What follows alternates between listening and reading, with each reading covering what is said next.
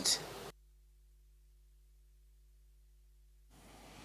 Sakata mabilioni ya pesa kwenye ardhi ya Ruaraka imerejea tena kwenye darubini baada ya tume ya EACC sasa kusema inaweka juhudi za kurejesha shilingi bilioni 1.5 za umma zilizopotea. Hii ni kufuatia uamuzi wa mahakama ya rufaa kwamba malipo hayo yalikiuka haki na hayakuwa na uhalali wowote.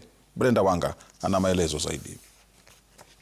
Mnamo Julai 3 mwaka huu, mahakama ya rufaa iliunga mkono uamuzi kwamba shilingi bilioni 1.5 zilizolipwa kwa ajili ya shule ya upili ya Ruaraka na ile ya msingi ya Drive-In zilikuwa kinyume cha sheria.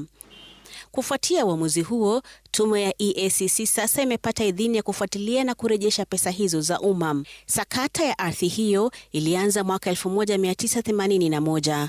Mfanyi biashara Francis Mburu kupitia kampuni zake Afrison Export Import na Hewlands alijenga nyumba katika ardhi hiyo. Mburu akiikabidhi ekari 13.7 ya ardhi hiyo kwa serikali bila malipo kama sharti ya kuidhinishwa kugawa na kusajili shamba hizo.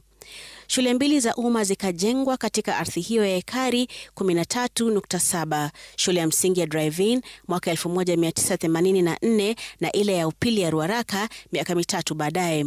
Kwa miaka 30 hakuna mtu aliyedai malipo. Kisha mnamo Agosti mwaka 2016, Mburu aliandikia barua tume ya kitaifa ya ardhi akitaka alipwe kwa ajili ya shamba hilo.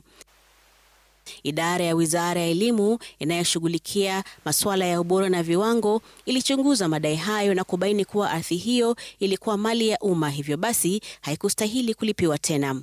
Wizara ya Elimu hata hivyo ilipuuza ushauri huo. Mnamo Machi mwaka 2017, chini ya aliyekuwa waziri wa elimu wakati huo Fred Matiang'i na katibu Belio Kipsang, wizara iliomba rasmi tume ya kitaifa ya ardhi, wakati huo ikiongozwa na Profesa Mohamed Swazuri, kulipia kipande hicho cha ardhi.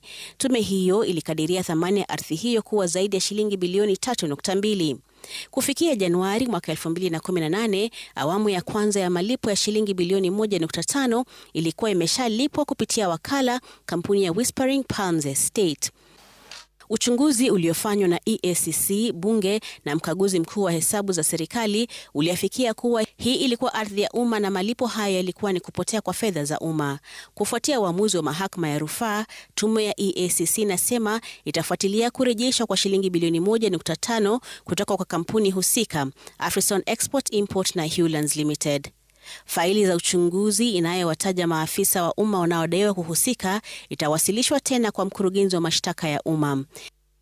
EACC inasema wale watakaopatikana na hatia watakabiliwa na mashtaka ya jinai. Brenda Wanga, Runinga ya Citizen.